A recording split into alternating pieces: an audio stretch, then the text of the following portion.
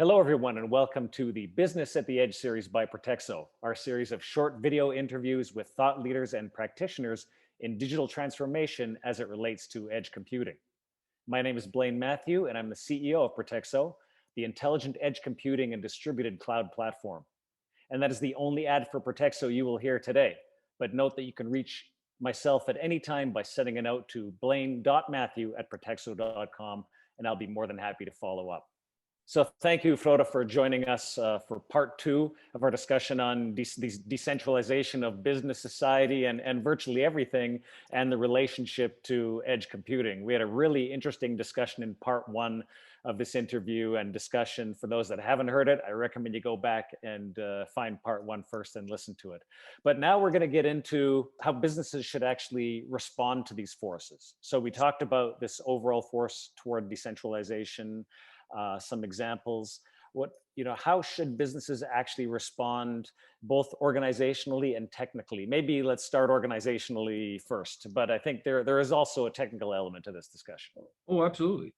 Yeah. So I think if you are an entrepreneur and you're building a new company, you don't have to worry about any of this stuff, right? Because you don't have a legacy business to transform. So if you're one of those, just keep going. That's what I would say. But pay attention to not just finding product market fit. Pay attention to what's happening with the structure of your industry. Because don't assume that supply chains that exist now will be unchanged. A lot of them will be unraveled. Right. And I think what's common to both startups and larger organizations is the necessity of looking at industry structure. So that's where I would start in terms of, because we can talk about what happens inside the firm, but you also need to understand what's happening outside the firm. What is your environment going to be like strategically? And whenever there is a new, and Clayton Christensen is the one who's really well known for describing this in very succinct terms, whenever there's some sort of a new emerging technology paradigm, technology platform, because we have exponential technology development in many areas. When it emerges, a lot of established companies don't take it very seriously until it's too late, and then a lot of people in the value network that they belong to start jumping over to this emerging value network, and then if you're stuck in in the old value network, you're toast. What we actually see, it's a development that's a little bit different, where these value networks are sort of transforming from within and being hollowed out as more action moves to the edge. So that looks more like disintermediation from one perspective. So you take a company like Vivino. If you don't have Vivino on your phone, I do. Highly recommend it. Yep. So my friend Heine Sekerizen was a co-founder of that, and Heine told me that out of the four or five links in the supply chain, from winery to the store, they disintermediated, at least two of them. And so that's a very powerful capture of value. Now, when you look at large organizations that are engaged, in existing industries, and some of these are industries that they've helped build, it's easy to be sort of mentally locked into this mindset of, the strategy for the next 3 years is going to be an incremental change from what we did, the previous years. And you do sort of classic sort of continuity strategy. You play out of different scenarios and have a portfolio of initiatives. And there isn't really like a unified view, what Peter Drucker used to refer to as the theory of the business, as to what are the forces that are reshaping these industries or may change them dramatically. And very often that's viewed as more of a sort of tech disruption conversation. But decentralization is a much bigger thing than just faster, better, cheaper. Maybe talk about what are some of those elements of decentralization specifically? How will companies look like in the future? What will they look like? Yeah, so one of the things that's clear, so for large companies, is that they're focused on digital modernization, is what we call it. That's not really transformation of the business units that they have, and so they're not really changing the structure. And I think what's going to happen is, because it becomes easier to build new companies that are small and very valuable, is that large companies have to separate their efforts from, and that's already happening, separate their efforts of modernizing, rationalizing, if you will, the business units they have from building new ventures. And these new ventures will look more like networks of nodes, or we call them micro-organizations. They will be linked to each other with machine-to-machine interfaces. We think smart contracts and distributed ledgers will play a big part in that. But also, sociologically, what happens is that the people you have building these micro-organizations in a unit, we might call it a higher order organizations, or an organization dedicated to building new organizations, they will not have the kind of relationships with the corporation that ordinary employees have today. They will have more of a co-founder type of relationship, and they will have shares in the new entities that you create. And so what happens then is you get this divergence of sort of legacy businesses that can still be valuable, still stick around, but will have a different culture, be more traditional in their operation. They will still need IT.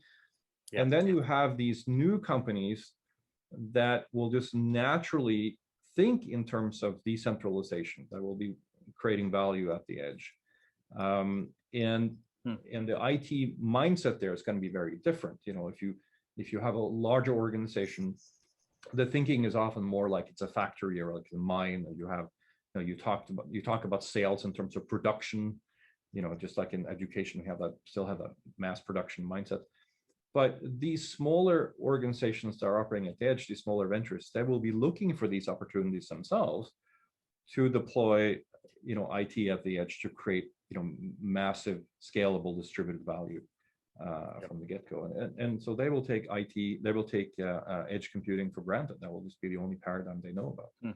It's so interesting listening to you talk about this, because the way I describe the technical aspect of edge computing is almost the exact parallel to the organizational aspect. I talk about edge nodes running in real time. They group together to form micro clouds, running near the edge, which of course still have to coordinate to some degree with, a central cloud. There probably does need to be some overall organizational coordination between the micro clouds.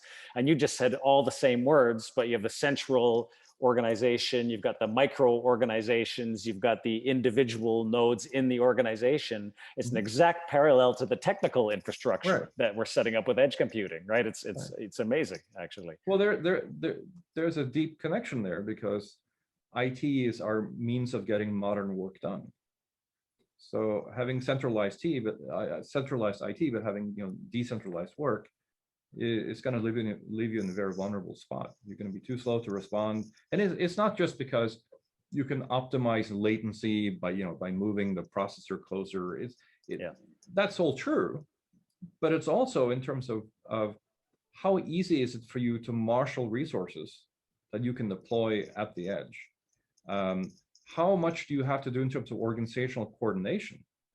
How much IT bureaucracy do you have to go through to coordinate the deployment of those resources? If those resources that you deploy are able to spontaneously collaborate, coordinate, and so on, just like these microorganizations, what we have to do through, by the way, software assistance. So a lot of what we think of management work today, organizing the lines of communication, decision-making processes, and all this stuff, this will all be eaten by software.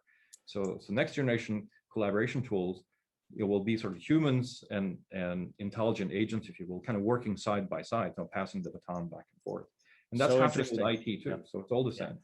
So interesting, just again, to continue the analogy. So what you just talked about on the technical side is swarm computing, the notion of these nodes, not being led or not in a hierarchy, but just collaborating and working together. This is a technical description. You're talking about the same thing happening on the business side, right? And then of course, utilizing AI and machine learning in technical systems. And you're talking about how you have human machine collaboration fundamentally happening in real time, collaboration to achieve business goals. And again, all of this has an exact direct digital twin, you might say, on the technical side, right, of edge computing. It's really interesting. This parallelism of organizational and technical construct literally hadn't occurred to me as fully until right now, having this discussion. So I should say that this journey towards more and more decentralization, it's not an overnight thing, right? So there's sort of multiple chunks of change, multiple generations of change.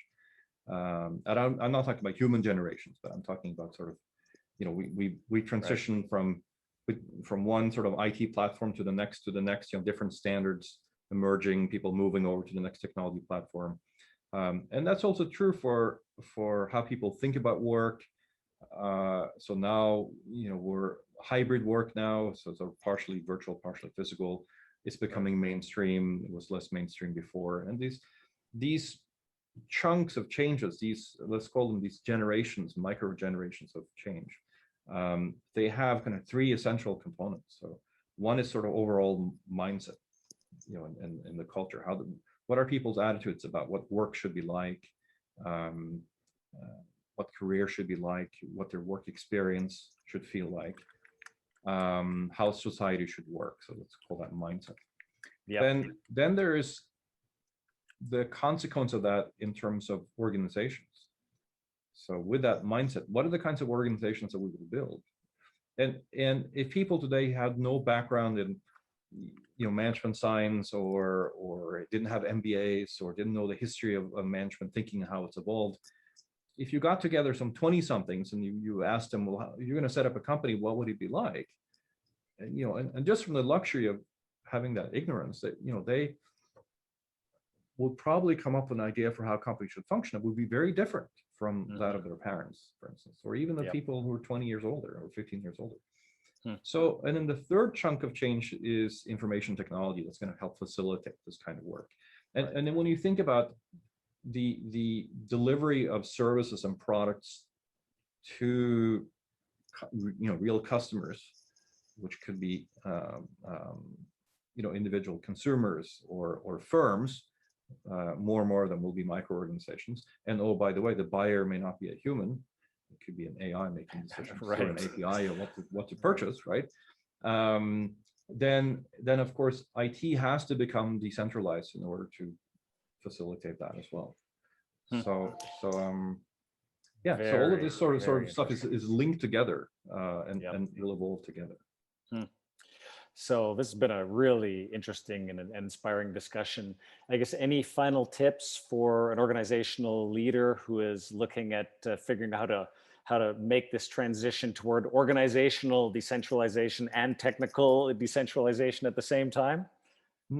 I would say look at the outside before you get more bogged down in fixing the inside of the firm. So try to understand how the relationship between firms are changing, and how the interface between firms is changing from human to human to machine in your industry. Try to map out, and of course at the Postlin Institute, we're building management tools to make that possible. Maybe that's a little self-serving to recommend, but I think it's good to understand the landscape before you try to think about how to maneuver from A to B. And as you do that, then you will understand more why your own organization needs to change and how, in order to adapt to how that landscape is changing. Makes perfect sense, Frode. I think that's great advice. And I agree 100% that people should check out the Postlin Institute, postlin.com. You dive really deep into many of the topics we just touched on today. And I think it's really important for organizational leaders to have that background or that deep understanding when they're making critical organizational decisions and the mirror, as we've been saying, technical decisions as well. So thank you very much for the time today. I really enjoyed the conversation. It was great to be here, always. Great. And if people want to reach out to you, what's the best way for them to do that? I would say look for me on LinkedIn, Frode Odegard, Postlin, or if you want to shoot me an email directly, it's frode.odegard@postlin.com. So first name dot last name @postlin.com. Perfect. And the same for me as well. If anyone would like to reach out to chat with me, they can find me on LinkedIn and also get me at blaine.matthew@pratexo.com. Frode, again, great discussion. We'll talk to you soon. Always a pleasure. Thank you.